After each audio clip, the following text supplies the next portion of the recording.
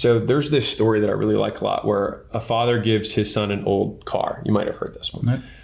But father gives his son an old car and he says, if you want, you can sell it and then you can take the money and, buy yourself something else. And so he says, why don't you go down to the pawn shop and see what they'll give you. And so kid comes back and he looks a little bit down and he's like, what's up? He's like, oh, they said they'd give me $2,500. He's like, all right, well, go to the dealership, see if you can trade it in there for something else. So he goes there, he comes back, he said, well, hey, they'll give me $5,000. He's like, okay, that's an improvement.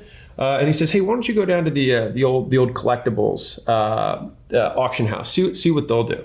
And so the kid goes there and he comes back and he's jumped for two. He's like, Dad, you won't believe it. He's like, they say this is an old collectible car and it's worth $100,000. And he's like, the biggest lesson here is that sometimes it's the exact same thing, but who you sell to changes everything.